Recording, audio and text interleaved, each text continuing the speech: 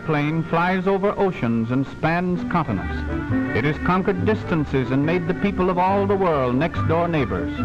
But nothing in the history of aeronautics is more fascinating than the conquest of the Andes, America's highest mountains.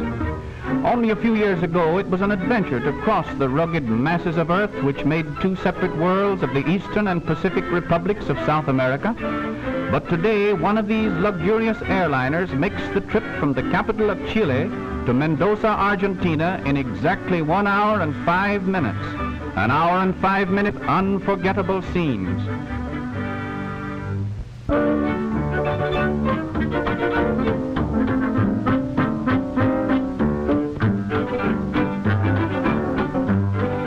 First, the thriving metropolis of Santiago, around which is gathered so much of the tradition and romance of the southern continent. Here on the banks of the Mapocho River, where Pedro de Valdivia paused in his march southward 4 centuries ago, stands a progressive world city, a city of picturesque parks, palaces, and ultra-modern skyscrapers.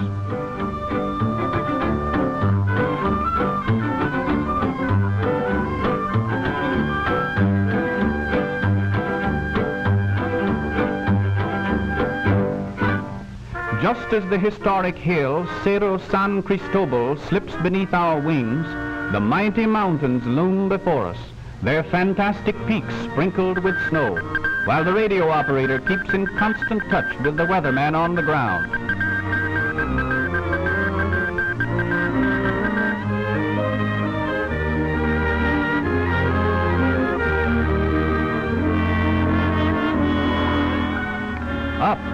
Up, 10,000, 12,000, 14,000 feet, the great plain climbs with all the grace and ease of the ancient condor, the giant bird which once made its home in these dizzy heights. The Andes among the wonders of the world. The irresistible force of these monarchs of the earth have determined the ethnological, the economic, the cultural developments of a vast continent.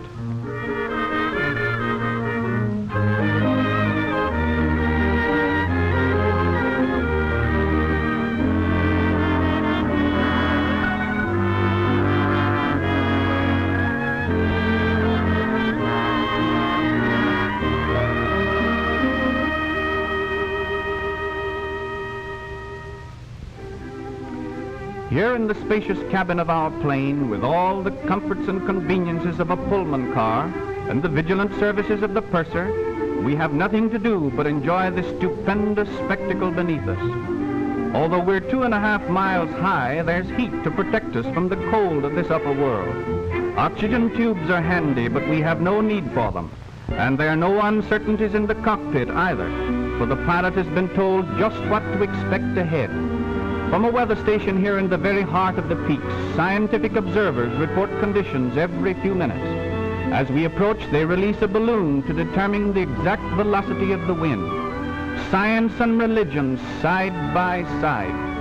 Here in this remote valley, his arms outstretched in blessing to us and to all travelers, stands the Christ of the Andes, the monument set up on the borderline between Chile and Argentina, a symbol pledging eternal peace between two great nations.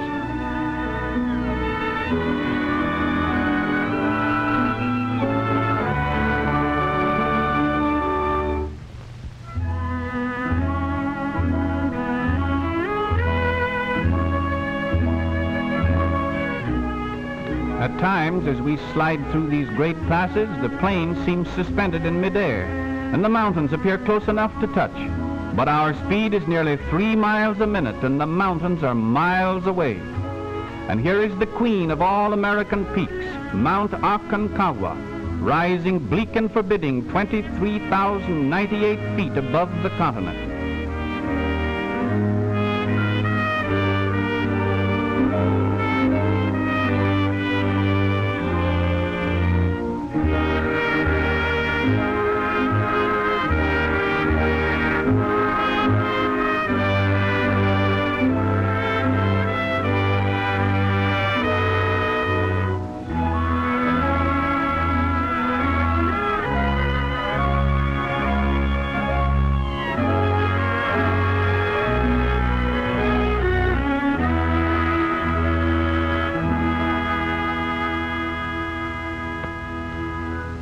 through this majestic world in 1817, the immortal San Martin, the George Washington of Argentina, led his weary but determined soldiers to join with Chileans and other patriots and drive the representatives of the Spanish king from the New World forever.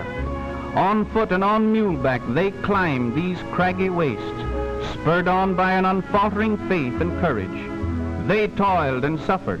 Theirs were the uncharted mountain passes, but ours is the open sky. It took them days to completely make it in 65 minutes.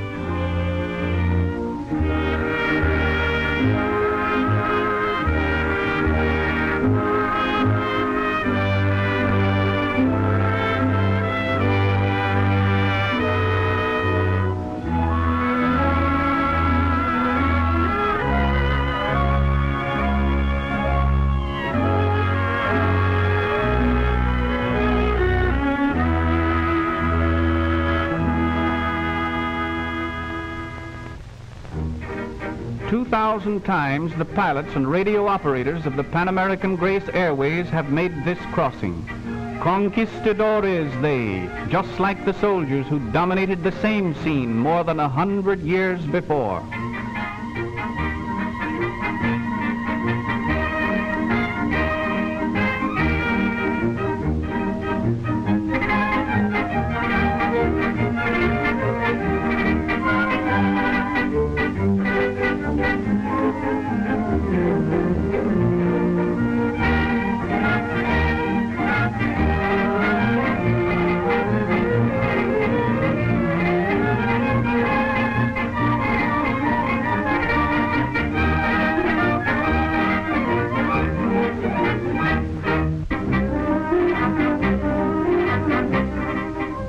So far, we have spanned but a part of this vast network of airlines which extends 4,552 miles from Cristobal to Buenos Aires and Montevideo, from the Panama Canal to the great cities of the Rio de la Plata. We have done only 175 miles so far, but this 175 miles has given us a magnificent opportunity to experience all the progress and all the rugged beauty and glamour which man and nature have to offer in far South America. The fertile valleys of Chile, their green fields and their great city, the deep canyons and glorious peaks of the New World's loftiest mountains, and finally the progressive city of Mendoza, nestling among the vineyards of the Argentine wine country. Mendoza, the western outpost of the Pampa, which stretches away 600 miles to the Atlantic, and to Buenos Aires, the Paris of the Western Hemisphere. And we too have shared in the conquest of the Andes.